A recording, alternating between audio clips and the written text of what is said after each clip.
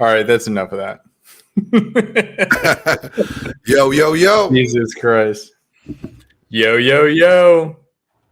What's Dude, going on, I everybody? swear to God, it is so fucking wild. And for anybody who hasn't seen the music video before, it's just a perfect explanation of kind of what we're talking about tonight. Seriously. Essentially, like, good Lord. Men being their own worst enemy. Because that's really what it is. We complain about OnlyFans and all First that of type all, crap. let me Go ahead. clarify. Coco, no, I did not find the video today. Okay. Thank you very much. That was all the Hudsman. Oh, I didn't do anything. You're Shut lying up. to her. I ain't gotta lie. Any Hoosers, what's going on, guys? Today we're talking about men are their worst enemies. We tend to complicate our lives more than we need to. And that video is kind of funny because so many guys are sucked into that. That's all they think about. They want that whop. They'll do anything to get that whop, that they will sell their souls for that whop. They will complicate their lives just to get a little bit of that whop. So let's talk about that. Why do men do that? Huds, you got any idea why guys do that? I mean, honestly, I've shared with you, I love porn myself. I think porn is an art form. I love sex. I love the male-female relationship, but you can get all this shit for free. And guys nowadays, instead of just getting their shit for free or scrolling Reddit or something like that, they're now fueling. That's why they're their own worst enemy. They're fueling the fire by paying into OnlyFans, by paying towards porn, by paying towards these types of things, and then they wonder why they can't get a girl when they're just pushing the agenda that way. Yeah, I mean, on the topic of porn, I'm with Rolo on it that it makes guys, not work for it. If you could click it on, everybody's lazy these days. Nobody wants to work for shit. So when you have such a lazy, people in your society, that's the problem.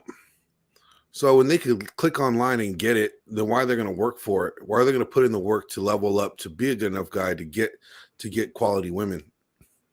Right. And I see that as more of a problem than a tool these days. But I can understand what you're saying. It could be a tool. I mean, let's say you want to spice things up in your relationship and you need some material to look at to, do something cool. You and your girl could. Yeah, but how many guys actually are looking at porn for that reason? Let's be honest. Oh, they're not. But I'm saying, like I said, if you're using it in that realm, it could be beneficial. But let's move on past the porn topic and talk about why guys actually are their worst enemies and how the WAP, chasing the WAP, sets them up for failure. Sure. So, what's the one thing that men can't do for themselves? Have a child. They can't fuck themselves. They can't get. They cannot have sex. They can. It's called masturbation. Well, I mean, you know what I mean. But they can't satisfy themselves like a woman can satisfy a man. So what they will do is that they would sell their souls for the one thing they can't get, rather than understanding that the one thing they can't get is attracted to all the things that they can do. I want to. We got a special guest that just hopped in.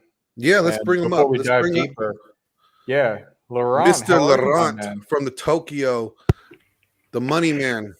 How you doing, gentlemen?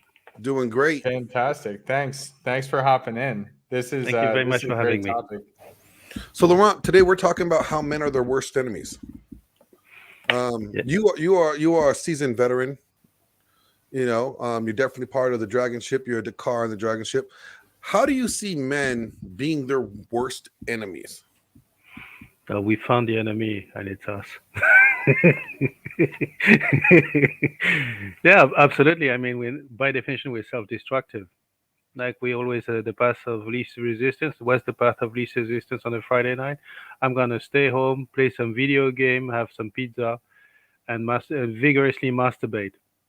I like that vigorously. Vigorously. The whole forearm is getting bigger by the minute. No, but it's the truth, and that's why I use that as the background for the show this week. It is. It's just a guy scrolling through his phone, eating pizza, where the pizza's resting on his chest. You know, we get the tools to be able to be lazy, and we become our own worst enemies. So, I mean, let's think about it. How many guys, I mean, guys are under 30 right now are, let's say, 1/3 of them are sexless? Something like that? Like 30% of men are being sexless under 30? Yeah, it's about 28%. But And you correct. factor in, then what are these factors that these guys are not getting women? Now, someone like to believe that, oh, they're just all Christian. And these are the Christian men that are practicing celibacy. That's not true. Okay. It's a load of horse crap. Yeah. It's not true.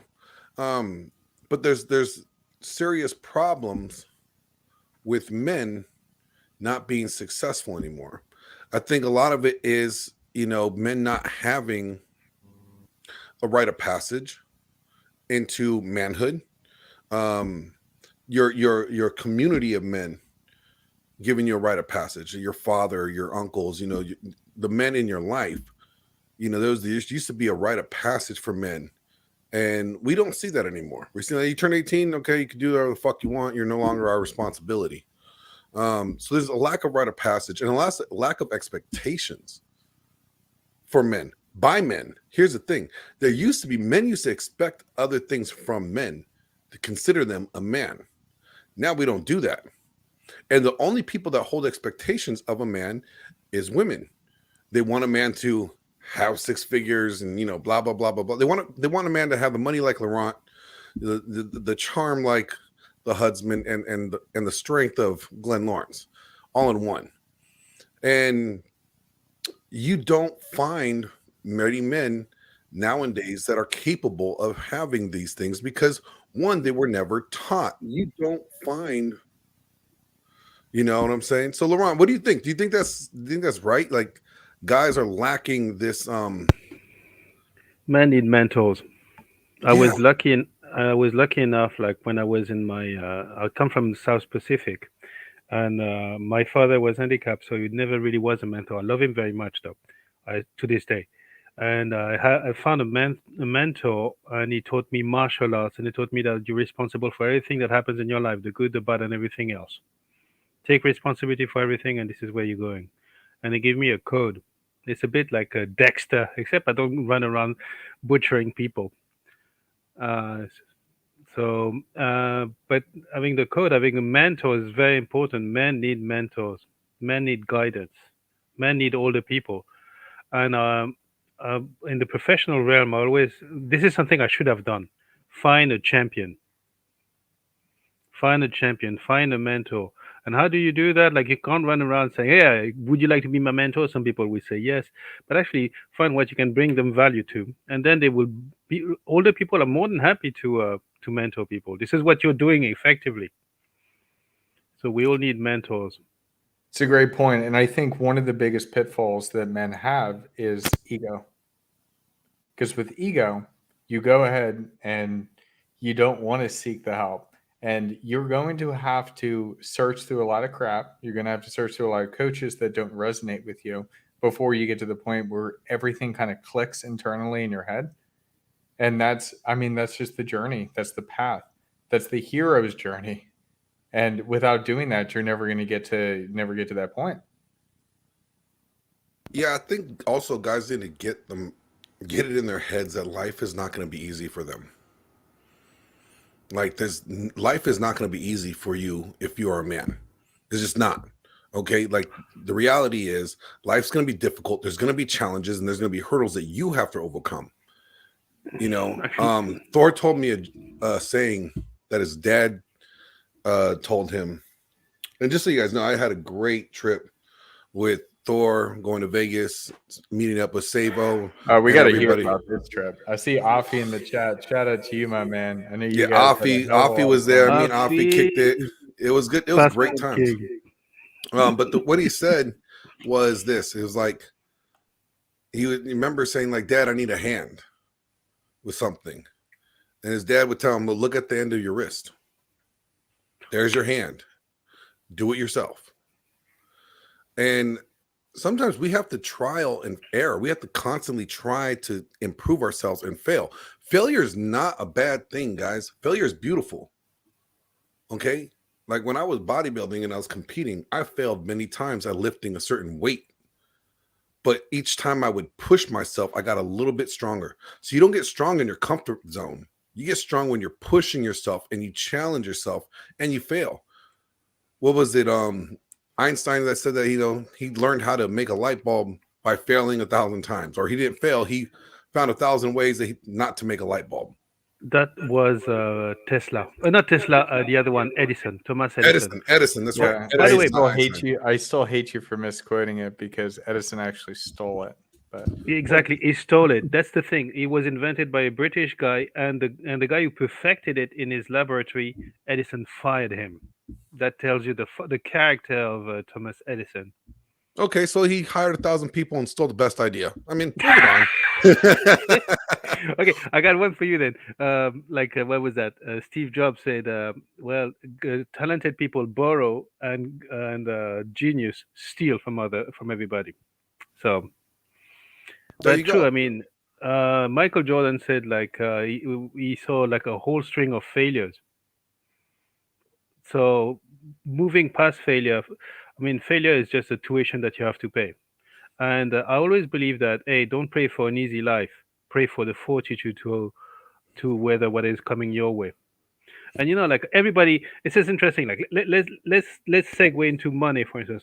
Oh, I'm gonna be happy when I have $1 million because $1 million will solve my all my problems. Then you realize that actually, money solves money problems, because when you're at $1 million, or when you're at 2 or 3 or at 5 or at 10, then you have the problems of millionaires. And trust me, the scale is very fucking different.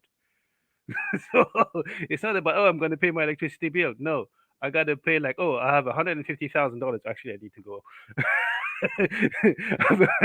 So like, oh, I have $150,000 bill that I need to pay. Like, wait a minute. What about my $200 or $300, or what about my gasoline tank? So you have different scale of problems that money brings. So Well, that's a good question, Laurent. I got a question for you here. the answer Now, is yes. You may proceed. you are a millionaire. Like, Yeah, of course. you got the bag. How many times did you fail in life in pursuit of becoming where you are now? That's a good question. To this day, actually, I mean, I continue to fail. I mean, I continue to fail. Like even like now, actually, today, there's something I need to settle because I procrastinated and I failed, and I will continue to fail. But failure doesn't stop me. Failure doesn't define me. It's the great Chinese philosopher Bruce Lee. He said, like, you don't fail until you give up.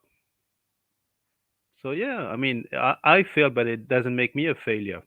I just fail. So what? So let me ask you the question this way: you have found success, right? How have you been? I found you guys. You found us. How stop have being you so freaking humble. Jesus Christ, they're on. how have you been your own worst enemy? And when have you noticed it? I am my own worst enemy for sure. I mean, at the end of the day, like it's like in every domain. Like when you're in the dojo, you don't fight anybody, you fight yourself. So the greatest enemy is not everybody else. Actually, this is what my mentor told me at the tender age of 17. You're your own worst enemy. You can only defeat yourself. And Sun Tzu said the same thing. Like he who knows people is wise. He who knows himself is the wisest. He who can defeat people is strong. He who can defeat himself is the strongest. So yeah. When did you come to a point when you knew that you had to get out of your own way? Like how did How did you reconcile that? Like, how did you reconcile that you need to get out of your own way in order for you to be successful?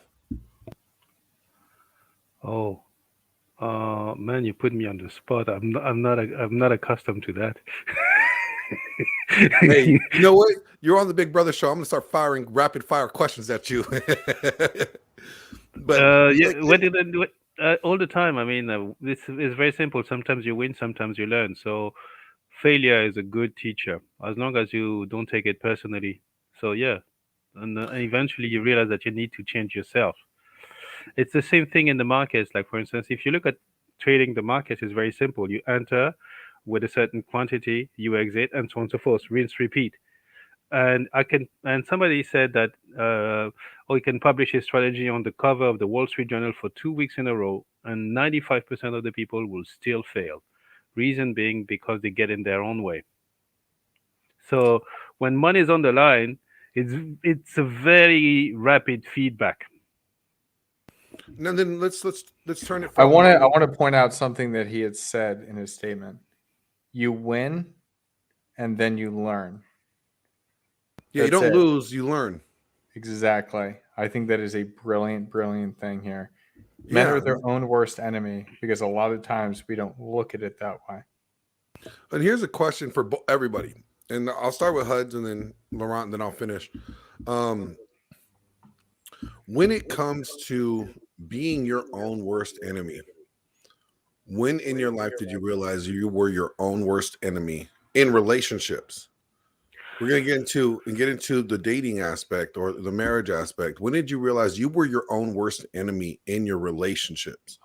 Bro, oh man. Yeah, and let's break it down and do a couple different things. You own worse than me for multiple different things. It's funny because literally today I was cleaning house on all of my photos and I was going back to the relationship I was in. And I had a lot of saved conversations between the two of us. And it was very interesting to see that even though the red flags were there from the beginning, and I even took the time to screenshot them to remind myself how bad things were getting, I still kept it going. So I am my own worst enemy when it comes to trusting other people. And I saw that right there today for viewing my own personal history. Yeah, I mean, a lot of guys, we all go through that. We we ignore red flags a lot. Laurent, how about you? When you're in a relationship, when did you realize, like, man, I'm my own worst enemy? It's not so much the woman; she's gonna do what she's gonna do, but I'm my own worst enemy because I allow it. Oh, that's a very good question. So I'll break it down in two periods. So pre marriage, I mean I live in Japan. So like in Japan, you can have the body count of Ted Bundy, Jeffrey Dahmer, and like you can line up serial killers. So uh, I was my own worst enemy. Yeah.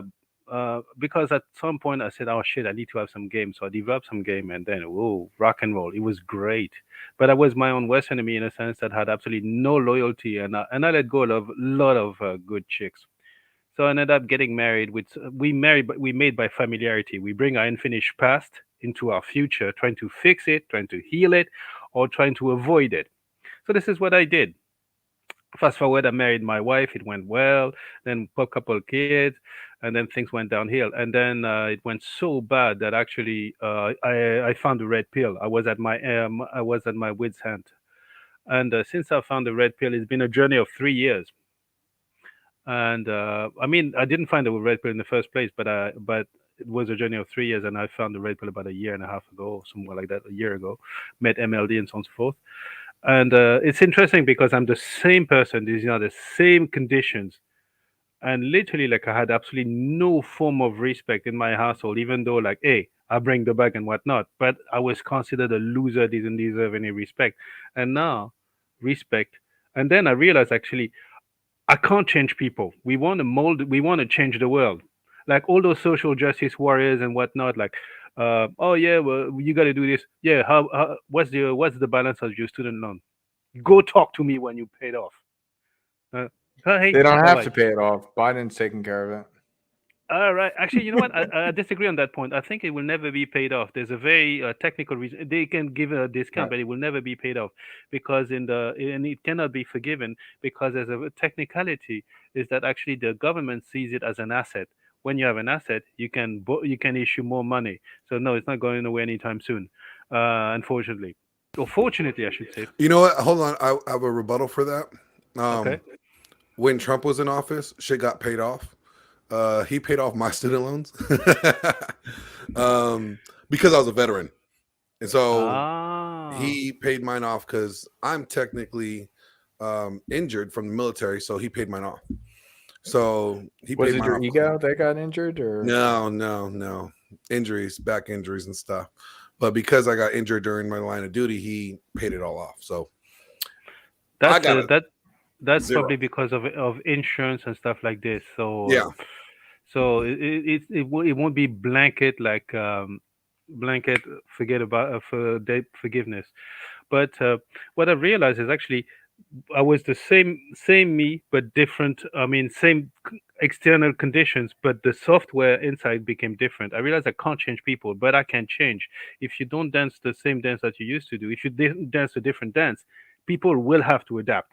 You look at Gandhi. Gandhi died with 150 things in his possessions, and when you look at them, like there's one spoon, one stick, one bowl, two loins of clothes, like but the guy moved an empire that was never defeated, an empire on which the sun never set, by the sheer strength of his will. So change and the world around you will change. You change your perception and everything else around you will change.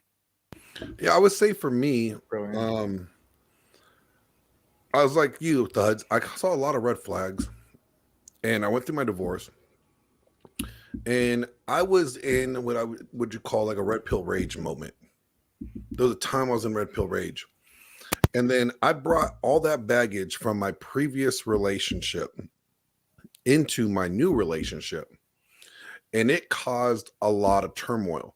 So one, my first time is like I recognized the red flags, and I didn't. I was trying to do the happy wife, happy life thing when I was married, and it literally was bad to try to do that. And see, I grew up in a Christian background. I was a youth pastor. They had this thing like, well, it's whatever your wife's doing, it's your fault.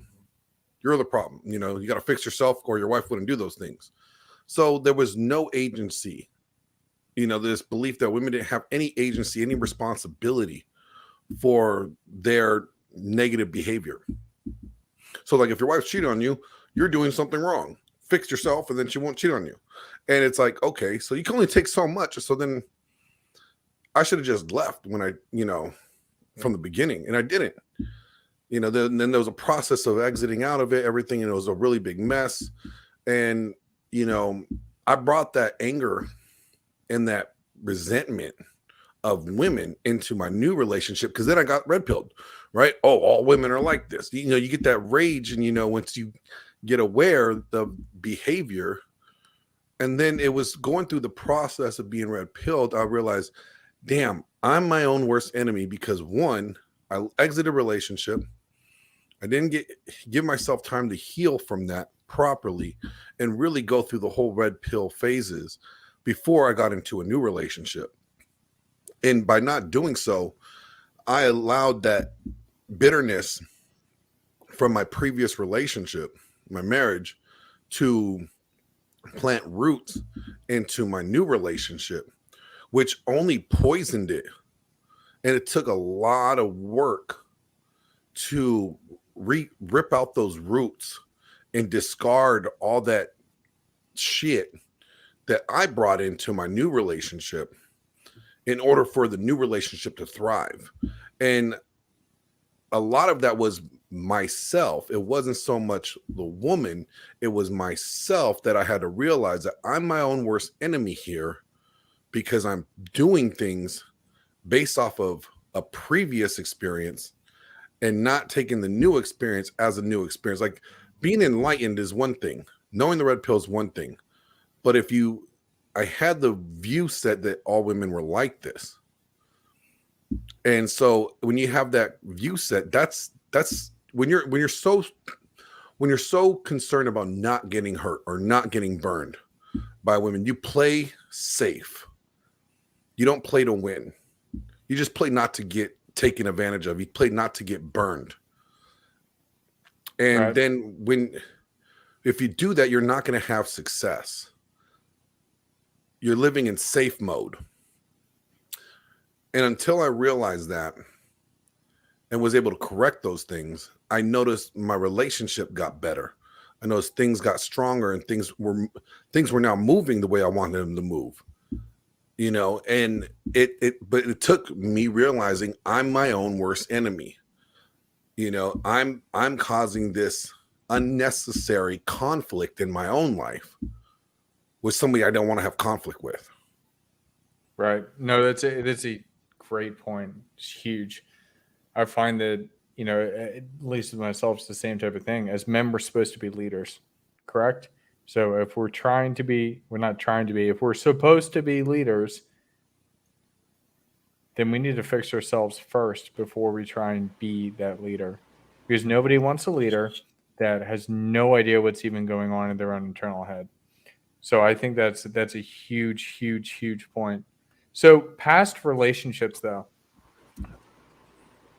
where else are men their own worst enemy? I know that the first thing you're going to say, Glenn, is going to the gym. And so I guess we can stick to the topic of fitness. When it comes to fitness, you guys, I mean, the American population, 70% of men are of the adult population in America, 70% are considered overweight. I think it's 40% considered obese. You know, we are very fat in America. I look at our America, and first I look at our military. Our military is just as bad as our civilian world. They're fat, overweight. I was a trainer for the military. You know, when I got out and I started working for the Navy as a contractor, I was a trainer. And I had everybody from high-ranking officers to the lowest-ranking enlisted person in there constantly because they were overweight. And my job was to get them down into weight. And I'm putting them through the workouts, just getting on their ass. And I'm like, man, how the fuck can you protect my country with your fat ass and you can't even fit in your fucking uniform? It's pathetic. Because when I was in, we were fit. There was a standard. But I was a combat person, so you had to be. And I just never understood why people don't realize that. Guys need to realize if you want to feel good about yourself, and I hate getting into feelings because, you know, but if you want to feel good about yourself, go to the gym. Your body releases testosterone from workouts, and that testosterone helps you with your mood, and that helps you with your confidence. When you are working out and you're putting in the work in the gym, you get sore muscles, but guess what? You grow muscles and you feel better about yourself.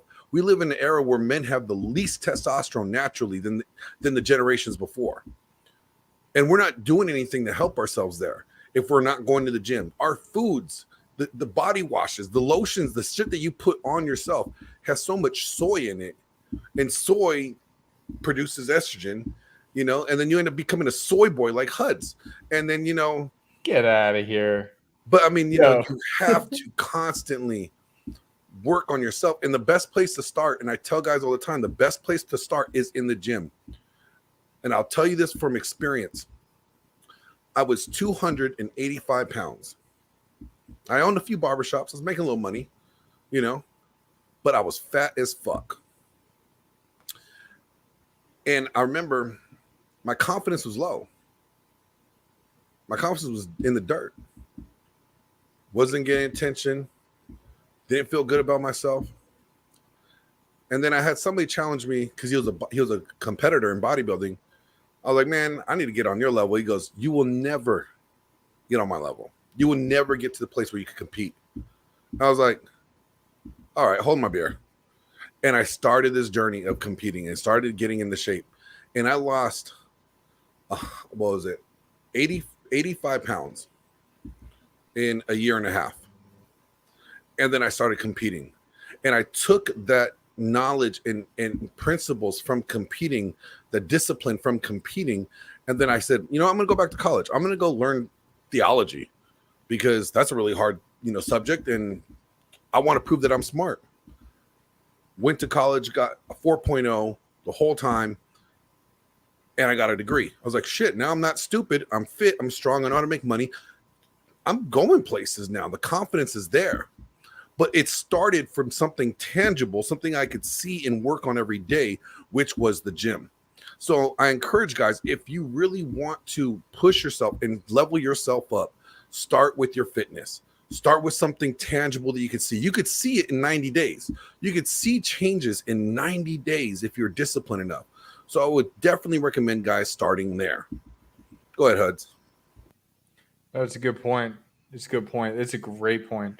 I think it's funny what Coco was saying here, and that's why I pulled it up on the screen. This is my business. These are the people that I work with every day, and I am seeing cops and firefighters getting larger and larger and larger every day. And how can they do their job effectively? They really can't. And even as you said, it's those small pieces. So if you just do a little bit, not you may, you will see before 90 days, you will see an improvement and you will feel the improvement. The thing is that once you plateau, that's when you kind of lose hope. But you never want to lose that, because once you got it rolling, oh my God, does it change everything about your life? It's interesting, and I'm going to throw this to Laurent. Like, I'm going to use a relationship for an example. Everything that you did to get yourself to the altar and to marry somebody, you have to do even after and more, right? Same thing with fitness.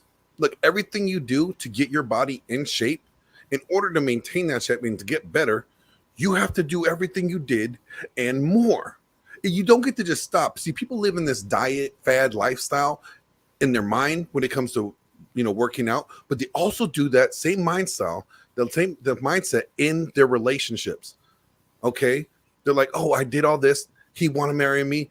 Okay, now I can let myself go. Now I can get comfortable.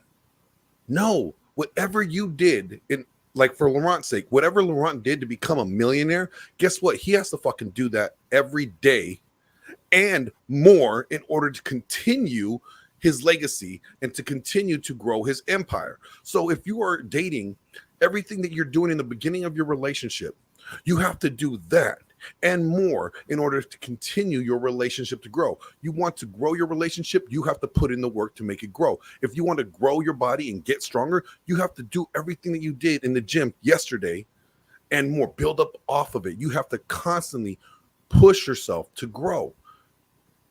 Financially, you want to make more money, guess what? You have to do whatever you did to make the money you have and more in order to grow financially and become successful. It does take risk. It does take time, but you have to do that in order to grow. Laurent, do you agree with that statement? First of all, you're far too big for me to disagree with you.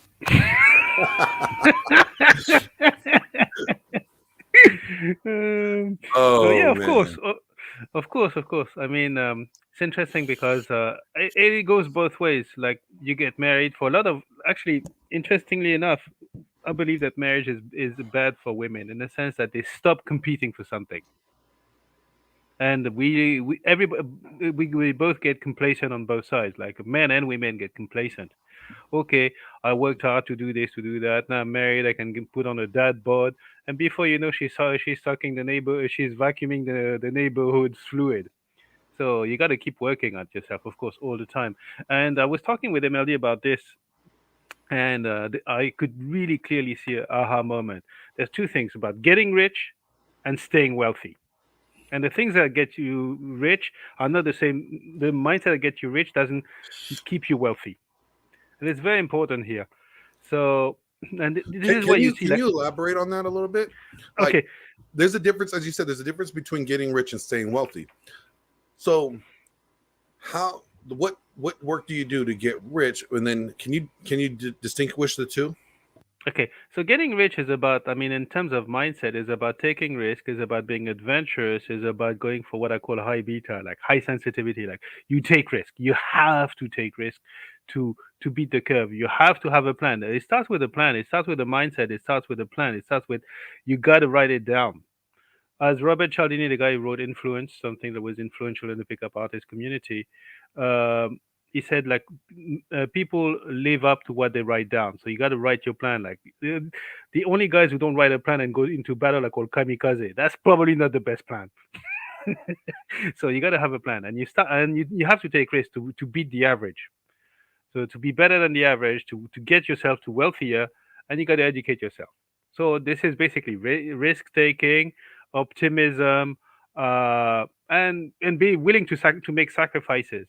Now, if you have this, once you've reached a certain level of affluence, if you keep on taking the same risk and so on and so forth, you can end up like Trump, for instance. He was 6 times bankrupt, and he rebounded harder every time. He rebounded better. What's his name? Elon Musk, like the great African American entrepreneur, Elon Musk. Uh, I mean, this guy went bankrupt a couple of times, I think. So, I mean, Walt Disney. let's hold on. We got to clarify that Elon Musk is an African American. He's just from South Africa. That's right. That's racist somehow. How dare you? How dare you? so, uh, so, No, this is brilliant, Laurent. This is fucking brilliant. What you're saying, I love it. so staying wealthy is actually being risk adverse. You have to.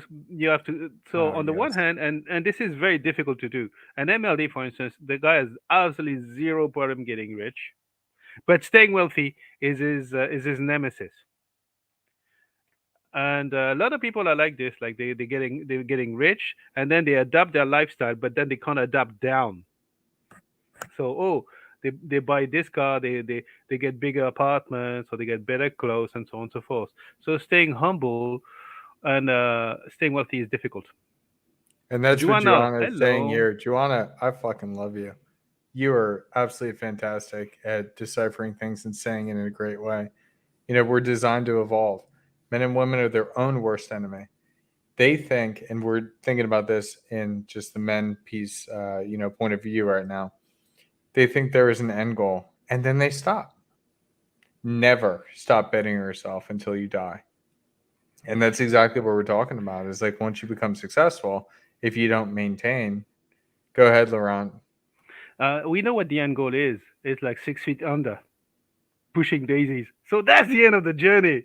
What matters is the journey. And thank you, Joanna. I mean, it made me think of one thing.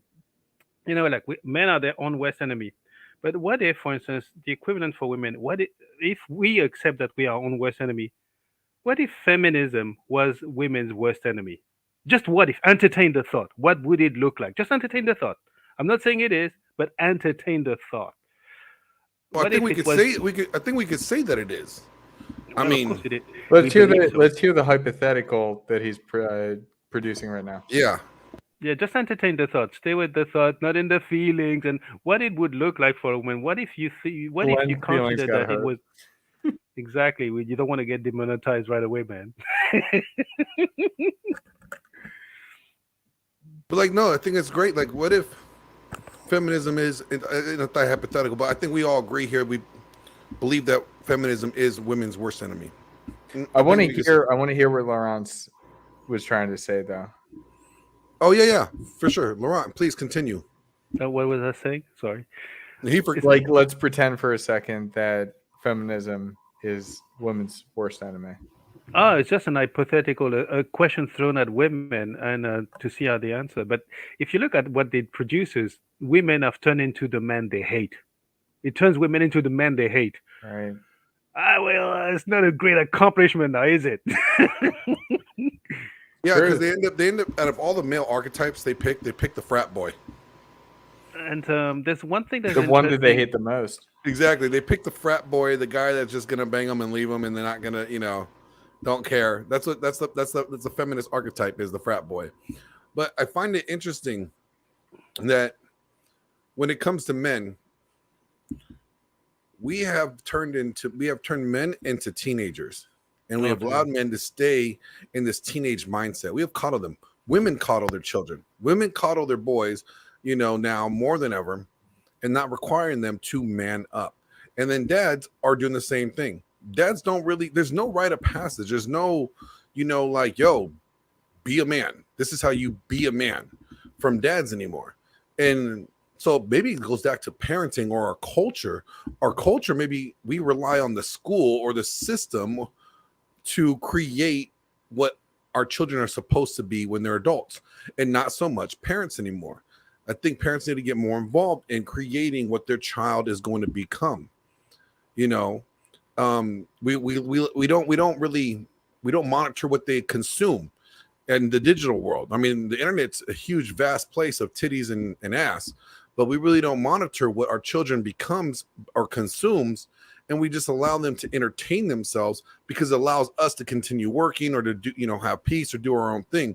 So I think it kind of goes back to parenting needs to be done better at home in order to prepare our young men and young women for adulthood so that they could be the best adult that they can, or at least strive to be the best adult that they can.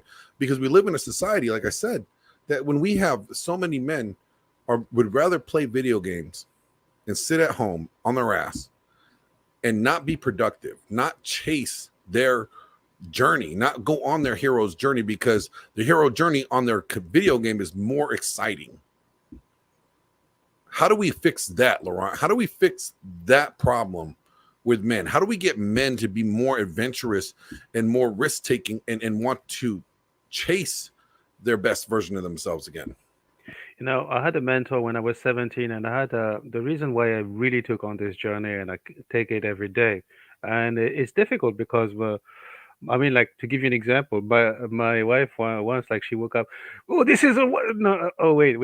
So we were in the morning. This is white heteronormative, toxic, oppressive patriarchy. Like, what the fuck was that? I was just asking, like, can you pass me the milk? Like, it's 7 o'clock. I want coffee. So this is the person I'm married to, and she was working at Twitter, so she had all this woke influence. So, like, wait a minute, like Roe v. Wade. So, oh, this is oppressive patriarchy. Oh, fuck that. So anyhow, so this is what I have to work with. But I had an epiphany, thinking that, oh, I will raise those kids. I will be for them the mentor I wish I had the mentor I had when I was 17. And it's a incumbent to the father. And when you do that, like with like girls are always raised, oh, Prince Charming is coming. And for guys, well, dude, you're supposed to be Prince Charming, and fuck that, you're supposed to be a king and rule all those Prince Charmings. So this is how I teach my son. And the same analogy with Thor, like, hey, I need a hand. Good, you have one at the end of your arm. And it's exactly the kind of stuff that I do. Like, when he tumbles, all right, show me that again, one more time. And he's 7, and like, I'm tough on him. Like, at school they have this bad influence from America where they give prizes, like participation prizes. Like, no, kids, you return them. You haven't earned them. You're number 1, number 2, or number 3, or you're nothing. And like, this toughness, this tough love, but it's surrounded in love, and you have to learn. And it's really, and surprisingly, boys are extremely receptive to it. Very receptive, because they see the mentorship. That's a really good you know that I point. love you, but I'm hone going to in be on tough that. on. I want to hone in on that. That's very important. Guys are very receptive to understanding that, whereas a lot of times women are not. And that's why we are your big brothers being so hard on you, because you are your own worst enemy. And we need you to understand that this is the burden of performance. And once you take it on and once you carry it up the hill, everything becomes better. I think we need to have a different look at failure. Failure is the process of success. Yeah. Like, people are As Laurent said, I don't mean to cut you off, Glenn, but as Laurent said in the very beginning, there are winners. You win or you learn. That's it. There's only 2. Yeah, Win and we learn. really need to realize that learning is not bad. Learning is good. Too many people want to do things for the first time and be successful at it and be like, oh yeah, I'm great. But guess what? You have to fucking put in the work. You have to hone your craft. You have to hone the skill set to be good. When you first start out off at something, you should suck.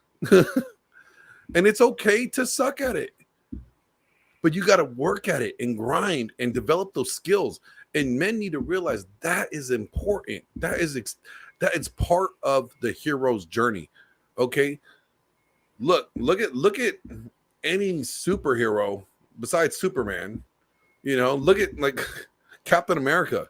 He was this weak little guy, and then he got super serum, but then he still had to go on his journey. Look at Odysseus. He wasn't the greatest guy during the Odyssey until the end. He went on a hero's journey. The hero's journey is perfect for men, and men need to accept it and embrace their own hero's journey. Your hero journey is not going to be like mine. It's not going to be like Laurent's, or it's not going to be like HUD's. But you have to embrace your own. Actually, speaking of the hero's journey, do you know why this is ingrained in all religions and all myths all around the world, like the work of Joe Campbell? There's actually a neuroscientist who actually mapped it out, the hero's journey in the chemical composition within our brain. So this is inscribed in us. So remember that our brain it bathes in the chemical soup, chemical brothers, baby, and all the hero's journey, like the chemical composition of endorphin, norepinephrine, and so on and so forth, actually is a special combination of all those chemicals. So this is why, for instance, a lot of older people are happy, and the least happiest time is like people in their 20s and so on and so forth. So it's actually kind of interesting. I need to find this guy, the neurochemical hero journey. It's kind of interesting. Sorry. I find that. I'm sorry, I was reading I find that fascinating. And Laurent, if you can find that at some point, I would love to read it. I was checking out the comments because I couldn't see the comments from where I'm at. But Tristan, go to Tristan's comment about they need a toxic man in their life. And it's true, because we have realized we have made competition, considered toxic. All right. So yeah, I think a lot of young men need what they call a toxic man. Well, see, this is true. I got to speak on this before it loses my brain. I'm dealing with somebody right now that I don't know why the fuck I'm keeping them in my life, but I have somebody that incredibly toxic and almost got me arrested again because of his toxic behaviors. So that's interesting, because that is kind of. Don't talk about me like that. Don't talk about me. I'm not talking about you. We haven't even met yet. We just kiss over the phone. Kiss me through the phone. Hey, that's gonna be the next music video. Be a good domestic partner. Hey, babe, knock it off. Not on air. But I think it's interesting that we're at the point now in society that we consider traditional masculine behavior toxic. To be a go-getter is now toxic. To be competitive and have that competitive drive is toxic. And yes, Tristan, I will haunt you in your dreams if you don't go to the gym. All right, you can't get the Oprah that you want unless you hit the gym. All right, because Oprah wants a baddie. All right, so you got to get in there and work out. That's right. I mentioned Oprah. Say something about it. And that's the inside joke. You guys don't know. Tristan loves Oprah. But the thing is like we have this, yeah, you better watch out. She's good with knives. But we live in a society that now the things that made men great, competitive drive, not wanting to settle anymore, is now considered toxic. Laurent, you're a millionaire. Would you, if you just settled at making $100K a year, you wouldn't be where you're at now. If you settled at making bare minimum, you wouldn't be where you're at now. You had that drive, that competitional drive within you to make you better, to push yourself to be better, to sit where you are now. It's interesting you say that, because at the moment, I can retire. I mean, yesterday, for instance, I went out kite surfing. I can retire. I can do nothing, and because of the way it's positioned, I can do nothing all day. There's only so many barbecues, but nonetheless, my work ethic dictates that yesterday I went to bed. I had finished something. I went to bed at 10:30, and this morning I was up at 5, and I was working from 6. So will you retire? Why the fuck would I do that? Why the fuck would I do that? And if you look at everybody who's driven, they need that. It's interesting. You talk about toxic masculinity. Like I'm trying, literally as we speak, I'm trying to pull out a list of toxic. So you need to be assertive is toxic masculinity. Uh, Competitive is toxic masculinity. Like awesome, like you do all this. You turn the volume to 11, and you're gonna pull some chicks like there's no tomorrow, and you be a greater man. The funny I part hate is, I hate the buzz term, and that's why I threw it, or the buzzword. That's why I put it out there. but Because like, what actually, really is it? And nobody can really define it. I that's think I should get a shirt that says I'm toxic as fuck. and you know what? Actually, interestingly enough, toxic masculinity existed prior to Me Too, but toxic masculinity was confined to the academia and like for very specific type of archetypal violence in prison, like the extreme violent kids and like who had a distorted view of, oh, I beat people, therefore I'm a man. And these guys like not naturally they get locked up. So it was like super obscure. But then Me Too arrived and all this, and then everything that remotely disagrees with female imperative. Oh, like global warming. That's got to be toxic masculinity, guys. Obviously. Well, see, that's the thing, and that's what it comes back to why men are their own worst enemy. We allowed it to be this way. We allowed it to be this way. Yeah, no, Point you're right. blank. Like we are our own worst enemy because we take, and here this goes back to wanting the WAP. Women say this is toxic. Oh, so I should stop this because I don't want to lose access to her. So if it's toxic, I'm not going to do it now. But guess who they're banging? They're banging the men that that consider toxic in the first place. Interestingly enough, like now the female the female archetype is like what is considered toxic masculinity. You do that as women and go girl. Like wait a minute, you're asserting, yeah, go Yeah. girl. Wait a minute, like No, whoa. that's a beautiful point to make right there, Laurent. That what women are considered toxic in males is now considered being a boss bitch. It's being, that's what feminists are pushing. It's funny that they're telling men stop being this way, but they're telling women start being this way. They're telling men like stop being this way. It makes me so wet. Wait a minute. Exactly.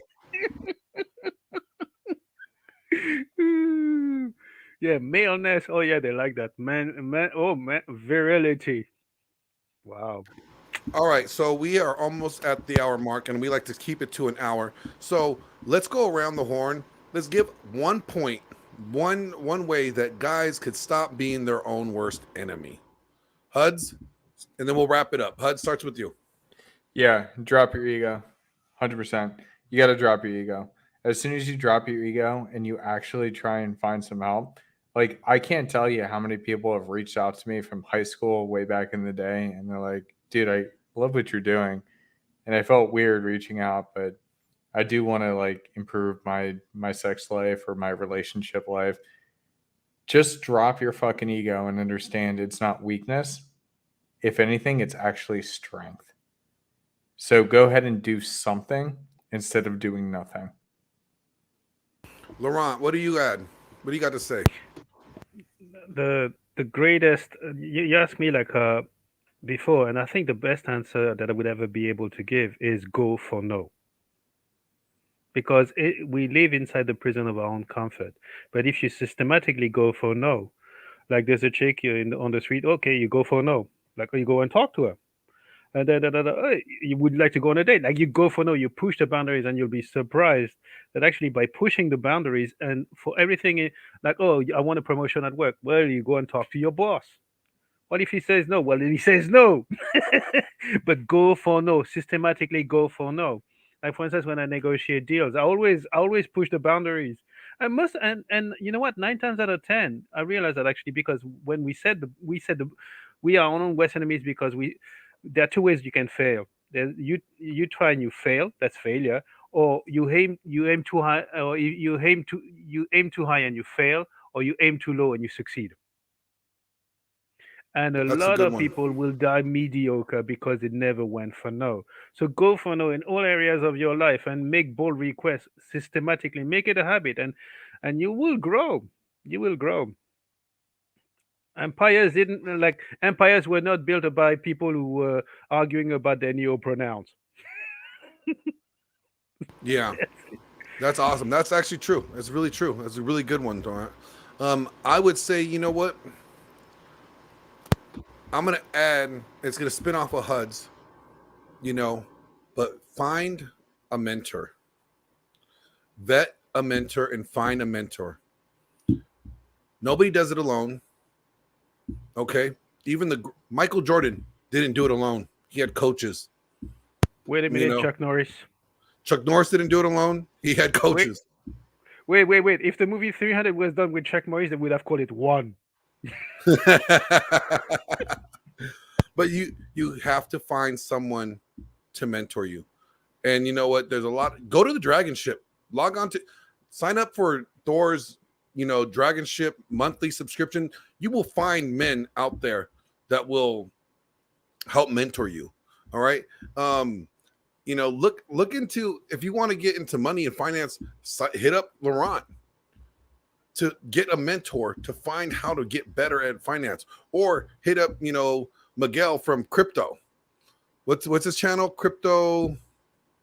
So dollar cost crypto. Dollar cost crypto. Mhm. There's another good guy. I just met with him. He's a great guy.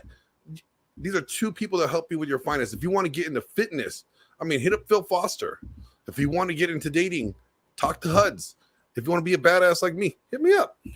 All around badass. No, Define badass. Just be like Glenn Lawrence. This is in the definition. It's just right there. Look it up. Google it. But just find somebody to mentor you. That's important, because a mentor is going to challenge you. Is going to do what Laurent said. He's going to push you out of your comfort zone. He's going to push you for no. He's going to push you to failure because he wants to watch you grow. So and that mentor also gives you accountability. Someone to be accountable to is extremely important if you want to grow. So without that, let's wrap it up. HUDs, what you got going on, man, later on this week?